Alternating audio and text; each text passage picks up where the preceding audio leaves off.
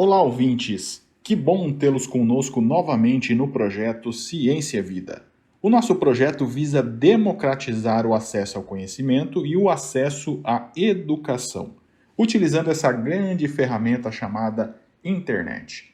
Muito bem, nós retornamos hoje ao conteúdo de física, mais especificamente a parte de cinemática, e hoje abordaremos a parte 1 do movimento uniformemente variado.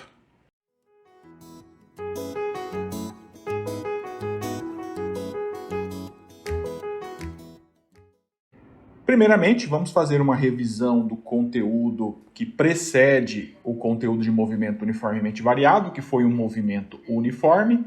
No movimento uniforme, o nosso principal conceito é o conceito de velocidade, ou seja, a rapidez com que um corpo se move.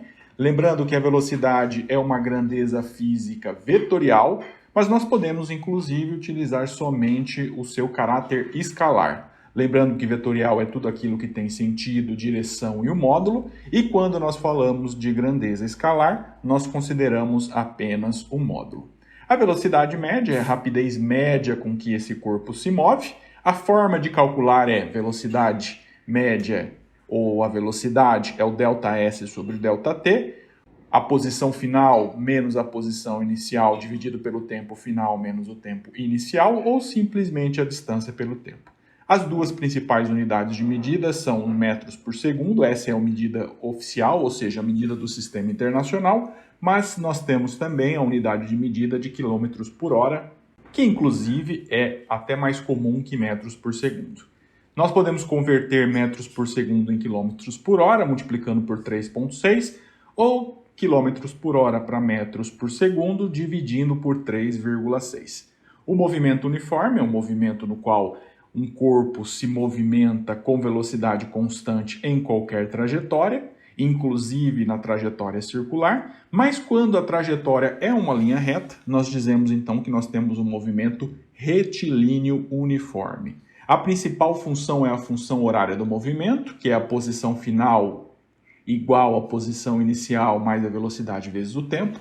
Essa equação também é conhecida como a equação do sorvete, e nós temos velocidade positiva ou velocidade negativa. Se eu me desloco a favor do sentido positivo da posição, logo a velocidade é positiva, e se eu me desloco no sentido negativo da posição, logo a velocidade é negativa. No movimento uniforme, nós temos dois tipos de gráficos fundamentais. O primeiro deles é da velocidade em função do tempo, que nada mais é do que uma reta constante, e o gráfico da posição em função do tempo, que é uma linha inclinada. Essa linha é inclinada de forma ascendente quando a velocidade é positiva, e ela é inclinada de forma descendente quando a velocidade é negativa. Os objetivos principais associados ao movimento uniformemente variado são a diferença entre o movimento uniforme e o movimento uniformemente variado, o conceito e a forma de calcular a aceleração, o gráfico da aceleração em função do tempo, o exemplo de cálculo da aceleração, a relação entre a aceleração e a velocidade e a função e a sua respectiva função horária, a relação entre a aceleração e a posição e a sua respectiva função horária, e finalizando com a relação entre a aceleração, velocidade e a posição, nesse caso não tendo o tempo como um dos parâmetros.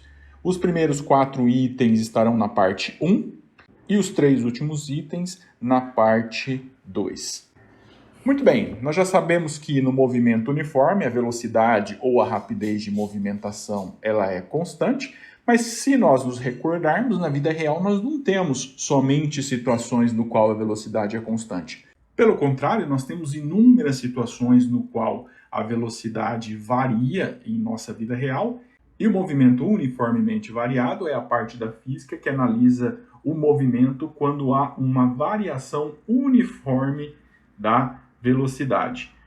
Como, por exemplo, um carro parado no sinal, ele tem a velocidade inicial igual a 0 e quando o sinal abre, o carro entra em movimento, ou seja, ele passa a ter uma velocidade diferente de 0. Note que nesse caso nós não temos um movimento uniforme, já que a velocidade mudou. Nesse caso nós temos um movimento uniformemente variado, uma vez que a velocidade final é diferente da velocidade inicial. E a grandeza responsável por analisar como a velocidade muda é a aceleração. A aceleração também é uma grandeza física vetorial, ou seja, ela depende de módulo, direção e sentido, mas em geral, nesse primeiro momento, nós utilizaremos apenas o caráter escalar da aceleração.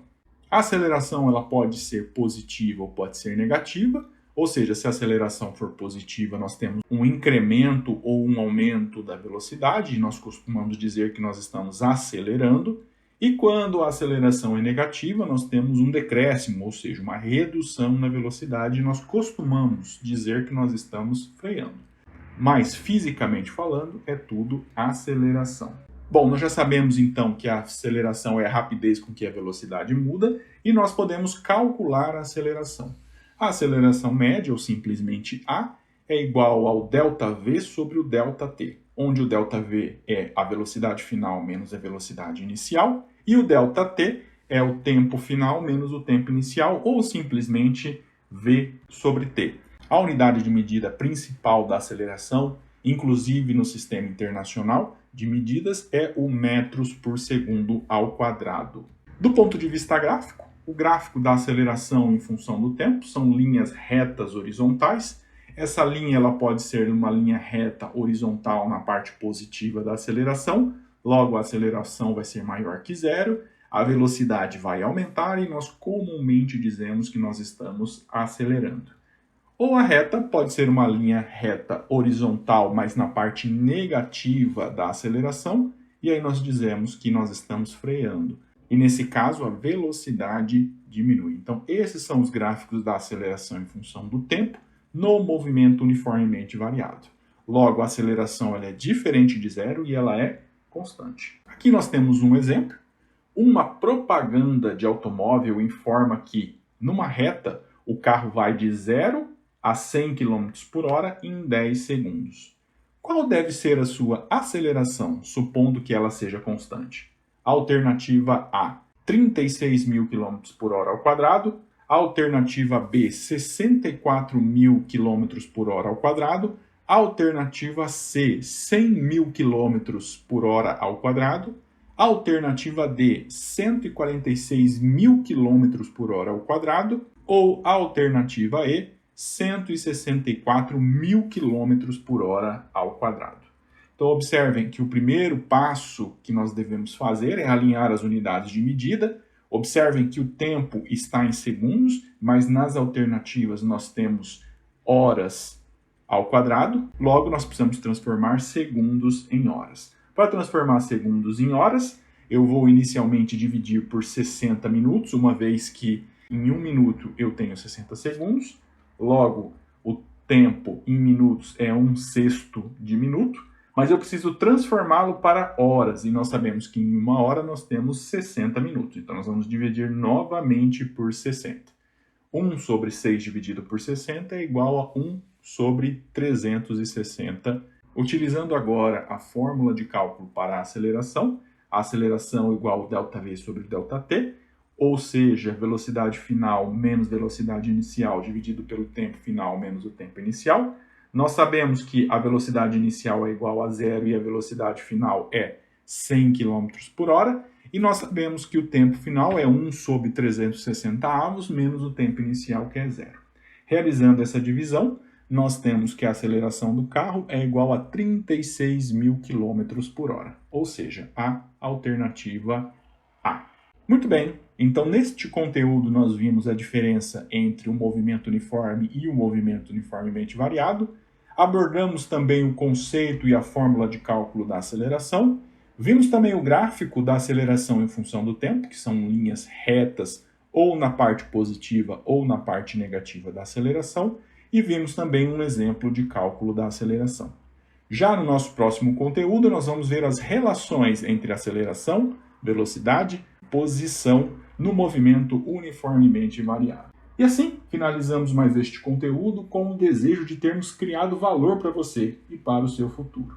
E não se esqueçam que o projeto Ciência e Vida agora também está presente no LinkedIn e no Spotify. Nos sigam por lá. Até a próxima!